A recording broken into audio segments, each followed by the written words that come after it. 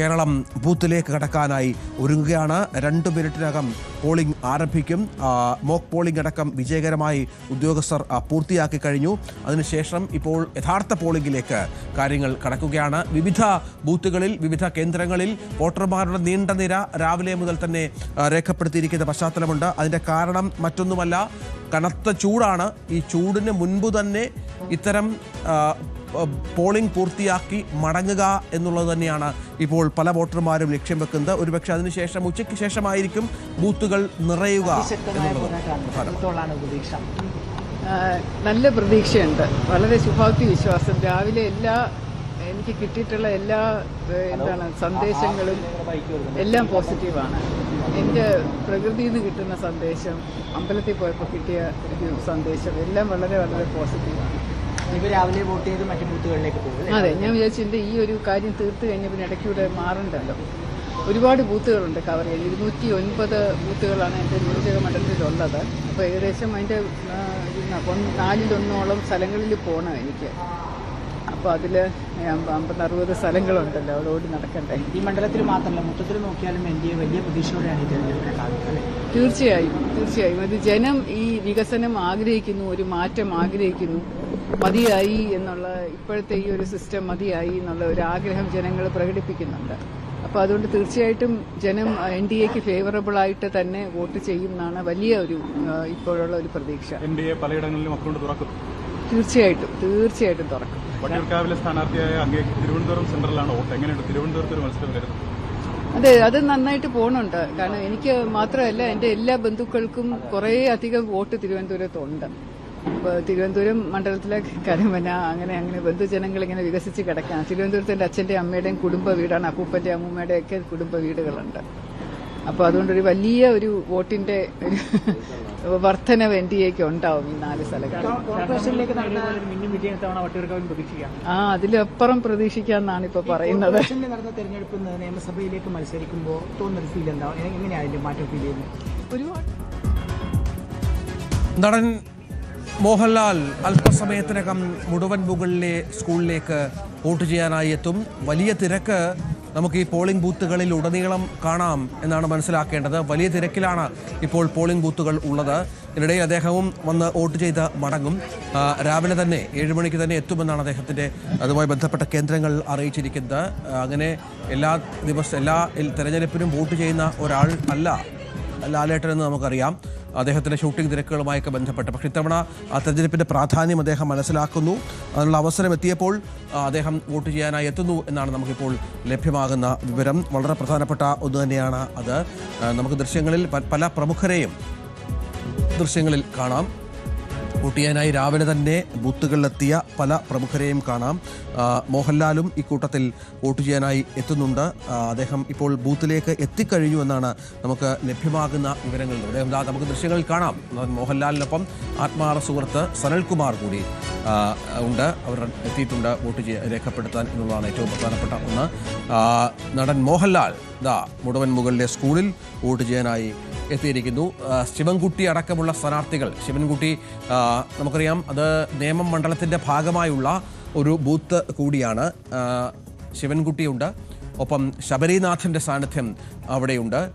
ഏറ്റവും പ്രധാനപ്പെട്ട ഒരാൾ, കേരളത്തിലെ ഒരു VVIP ഗണത്തിൽപ്പെട്ട ഒരാൾ ഇപ്പോൾ വോട്ട് ചെയ്യാനായി എത്തുന്നു എന്നുള്ളത് നമ്മുടെ ജനാധിപത്യ പ്രക്രിയയുടെ പ്രാധാന്യം കൂടിയാണ് മനസ്സിലാക്കേണ്ടത്, വ്യക്തമാക്കുന്നത് എന്നുള്ളതാണ്. അദ്ദേഹം ക്യൂ നിന്ന് തന്നെയാണ് വോട്ട് ചെയ്തത്. വലിയ ക്യൂ രാവിലെ മുതൽ തന്നെ ഈ ബൂത്തിൽ രേഖപ്പെടുത്തിയ പശ്ചാത്തലം ഏറെ നിർണായകമാണ്. ഇപ്പോൾ പോളിംഗ് നടപടികൾ ആരംഭിച്ചു എന്നാണ് മനസ്സിലാക്കേണ്ടത്. 7:03 ആയിട്ടുണ്ട് സമയം. ഏതാണ്ട് 3 മിനിറ്റിന് മുൻപ് തന്നെ പോളിംഗ് നടപടികൾ ആരംഭിച്ചിട്ടുണ്ട്. നമുക്ക് ദൃശ്യങ്ങളിൽ കാണുന്ന പോലെ മോഹൻലാലിനെ കാണാം, സുരേഷ് ഗോപിയെ കാണാം, പ്രധാനപ്പെട്ട വ്യക്തിത്വങ്ങളെയൊക്കെ കാണാം. അവരൊക്കെ രാവിലെ തന്നെ വോട്ട് ചെയ്ത് മടങ്ങാനുള്ള തിരക്കിലാണ്. സുരേഷ് ഗോപി വോട്ട് ചെയ്യുന്ന ബൂത്തിൽ നിന്നും തൃശ്ശൂരിൽ നിന്നും ഡാനി പോൾ ചേരുന്നു. ഡാനി, നമ്മളിപ്പോൾ മനസ്സിലാക്കേണ്ട തൃശ്ശൂരിൽ ഗോപാലകൃഷ്ണൻ മത്സരിക്കുന്ന മണ്ഡലം ഗുരുവായൂർ മണ്ഡലമാണ്, നമുക്കറിയാം. ഗോപാലകൃഷ്ണനെയും അവിടെ കാണാം. സുരേഷ് ഗോപിയും വോട്ട് ഇടാൻ എത്തിയിട്ടുണ്ട്. ഇപ്പോൾ ഏതാണ്ട് അവിടെ പോളിംഗ് നടപടികൾ ആരംഭിച്ചോ?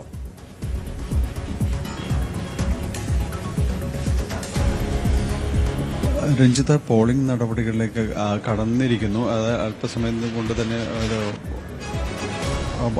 പോളിംഗ് നടപടികളിലേക്ക് കടന്നിരിക്കുന്നു. അതിന് സുരേഷ് ഗോപി ഇപ്പോൾ 137 നമ്പർ ബൂത്തിലാണ്. ഗുരുവായൂർ ദേവസ്വം ഇംഗ്ലീഷ് മീഡിയം സ്കൂളിലെ 137 നമ്പർ ബൂത്തിലാണ് സുരേഷ് ഗോപി ഉള്ളത്. അദ്ദേഹം വളരെ നേരത്തെ ഏതാണ്ട് 6:30 തന്നെ ഇവിടേക്ക് എത്തി. അതിനുശേഷം ആ ക്യൂവിൽ അദ്ദേഹം ഇവിടെ കാത്തിരിക്കുകയാണ്. ക്യൂവിലുണ്ട്. അതിന് അല്പസമയത്തിനകം തന്നെ പോളിംഗ് ബൂത്ത് പ്രവേശിക്കും. തുടക്കം തന്നെ ഇവിടെ 6:30 തന്നെ അദ്ദേഹം എത്തുമ്പോൾ തന്നെ ഇവിടെ ഒരു ചെറിയ നിര രൂപപ്പെട്ടിരുന്നു. അതോടൊപ്പം തന്നെയാണ് മറ്റ് ഇടങ്ങളിൽ ഇപ്പോൾ മറ്റ് ബൂത്തുകളിലുമെല്ലാം തന്നെയും അത്യാവശ്യം ആളുകൾ രാവിലെ തന്നെ എത്തി വോട്ട് രേഖപ്പെടുത്തുന്ന ഒരു രീതിയാണ് നമുക്ക് കാണാനായിട്ട് സാധിക്കുന്നത്. അത്യാവശ്യം ബൂത്തുകളെല്ലാം തന്നെ ആളുണ്ട്. 137 നമ്പർ ബൂത്തിലാണ് സുരേഷ് ഗോപി വോട്ട് ചെയ്യുന്നത്. അദ്ദേഹം ഗുരുവായൂരിൽ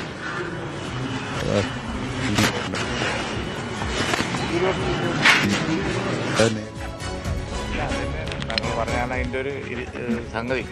ഇത്തവണ ഏത് സീറ്റ് തോൽക്കുമെന്ന് ചോദിച്ചാൽ അങ്ങനെ പറയാൻ കഴിയില്ല. കാരണം എന്താണെന്ന് വെച്ച് കഴിഞ്ഞാൽ എല്ലായിടത്തും നല്ല മത്സരം നടക്കുന്നുണ്ട്. അപ്പോൾ ബഹുഭൂരിപക്ഷം സീറ്റുകളും ലീഗ് നേടും. UDF തങ്ങൾ പറഞ്ഞത് തന്നെയാണ് അതിൻ്റെ കണക്ക്. എല്ലാവരും ഒരേ കണക്കാണ് ഏകദേശം പറയുന്നത്. അപ്പോൾ അതിലെന്തോ ഉണ്ട് നിങ്ങൾ കരുതിയാൽ മതി.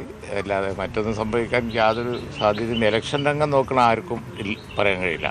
ഓരോ ജില്ലയിലുള്ള കാര്യങ്ങൾ എടുത്ത് അനലൈസ് ചെയ്താൽ UDF നല്ല ഭൂരിപക്ഷത്തിൽ വിജയിക്കും. കിറ്റ് കൊടുക്കുന്നു, പിന്നെ പണം നൽകുന്നതിന്റെ ദൃശ്യങ്ങൾ പുറത്തു വരുന്നു, സാരി കൊടുക്കുന്നു, അങ്ങനെയൊക്കെ BJP ഉത്തരേന്ത്യയിലെ അതേ പ്രവണത കേരളത്തിൽ തുടങ്ങിയിരിക്കുകയാണ്. അതെ, അത് അവർ വെറുതെ ഈ അവിടെയൊക്കെ ചെയ്യുന്ന പണികൾ ഇവിടെ ചെയ്താൽ ഇവിടെ ക്ലച്ച് പിടിക്കൂല എന്ന് കേരളത്തെ മനസ്സിലാക്കാൻ അവർക്ക് ഇനിയും കഴിഞ്ഞിട്ടില്ല. അതാണ് ഒരു ഇലക്ഷനിൽ ഒരു അക്കൗണ്ട് തുറക്കും, പിന്നെ അക്കൗണ്ട് ക്ലോസ് ആവും, പിന്നെ അക്കൗണ്ട് തുറക്കും എന്നാണ് ഈ ഗതികേടിൽ പോലും നിൽക്കുന്നതിൻ്റെ കാരണം. അതാണ്. അല്ലാതെ ഒന്നും കേരളത്തിൽ സംഭവിക്കാൻ പോകുന്നില്ല.